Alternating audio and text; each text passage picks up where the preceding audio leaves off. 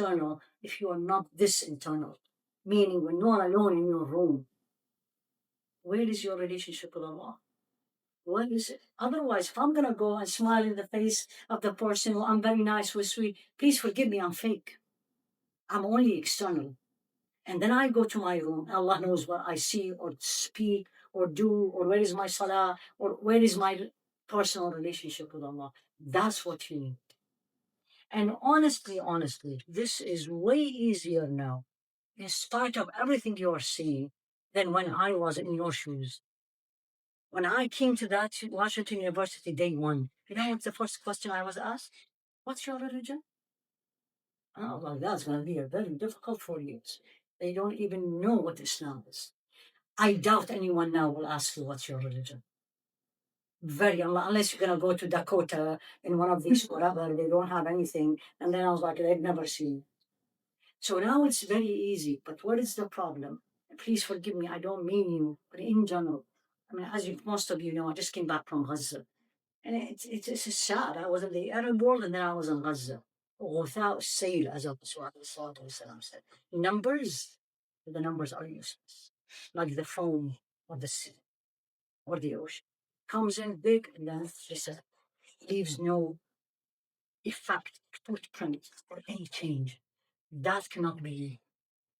Every one of you here, literally, 5 years ago, put it, alhamdulillah, I want to get married and have children. Ya Rabbi, Ameen. I want to, whatever you want to do, don't forget.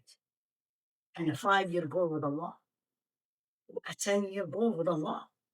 Even if Allah decides to take you, or take me, before I reach that goal, He will reward me as if I reached it. You know that. Because that's a principle in the Quran. وَمَنْ يُهَاجِرْ فِي سَبِيلِ اللَّهِ يَجِدْ فِي الْأَرْضِ مُرَاغَمًا كَثِيرًا وَسَعًا. Whomsoever migrated for the sake of Allah, meaning you left everything. You left your comfort zone. You left a good job because it was displeasing to Allah. You hajr. في سبيل الله, for the sake of Allah. يجد في الأرض مراغما كثيرا وسعة. You're going to see the earth is vast. You're going to have a lot of opportunities. طيب, that's fun. But then the next one, which I really love. وَمَنْ يَخْرُجْ مِنْ بَيْتِهِ مُهَاجِرًا إِلَى اللَّهِ وَرَسُولِهِ. Whomsoever leave his house, migrating for Allah and His Rasul alayhi salatu wasalam, then he does. ثُمَّ يُدْرِكُ الْمَوْتِ. Meaning you didn't reach, you didn't finish. فَقَدْ وَقَعَ أَجْرُ مَعَ اللَّهِ. Your reward will be given by Allah subhanahu wa ta'ala. We're going to move all forwards because there's people way in the back. So for all of you move forward, I would love to see you all. So here we are. Leadership with ihsan. And you're going to say leadership, or I will say ihsan with Allah, and then my leadership in dunya. يعني ihsan for akhirah, ihsan in my Muslim personal relationship with Allah, and then my Muslim relationship with this dunya. You cannot get here if you don't have it here. You cannot have it here if you don't have a relationship with Allah.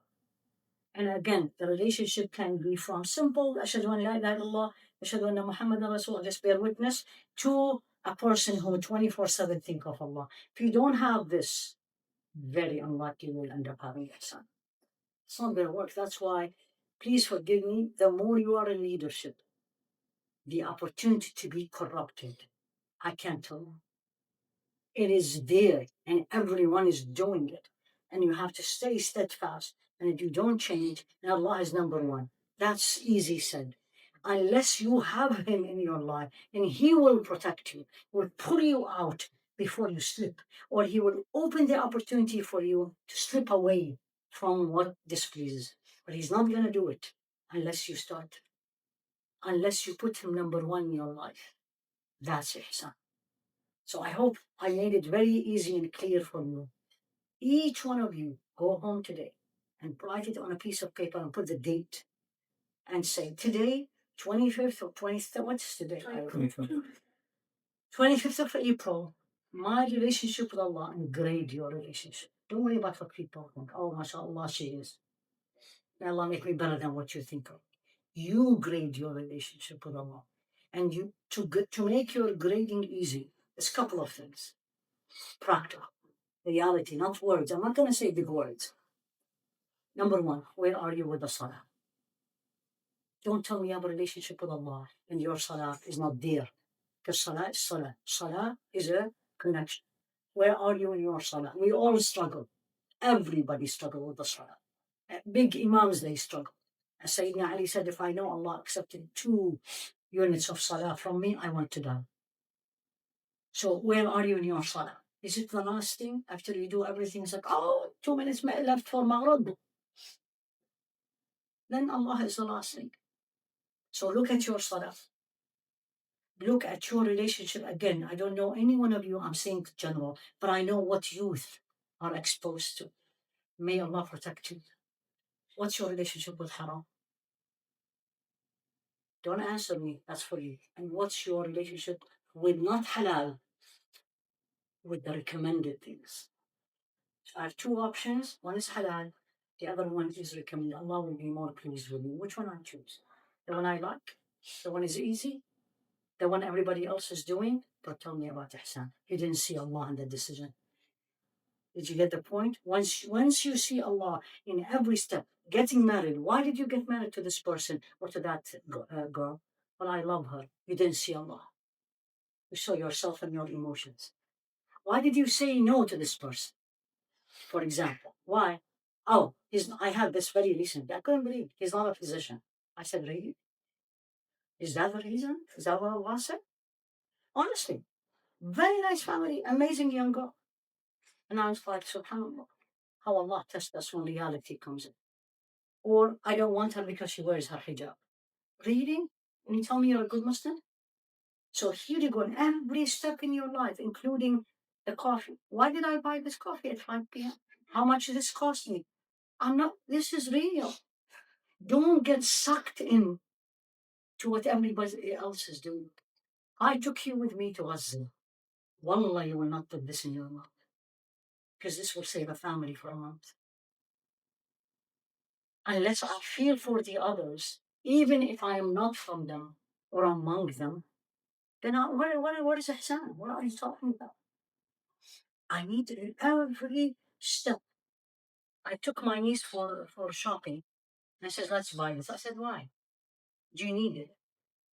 She says, no. I said, "Alhamdulillah." So again, practically see Allah in every step. I want to leave some time for discussion. Yeah, alhamdulillah. We still have time till 7, no? Is my clock is right? What time is it? Yeah, so it's right. Alhamdulillah. So in every step in your life, you're going to have, as you're making decisions, yes or no, is never you see you. You always see Allah subhanahu wa ta'ala. As you see Allah subhanahu wa ta'ala in everything at this stage, then you are learning how to live with ihsan.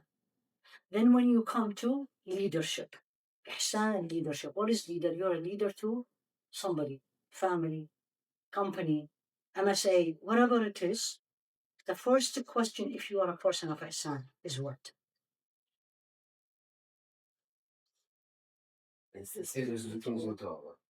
Why do you want to be a leader? Why do you want to be an MSA president? Right? I always ask people, all the medical students ask me, oh, I want to go to medicine, oh, I want to go to OB/GYN. I say, why? I have a young boy, I love him, Ahmed.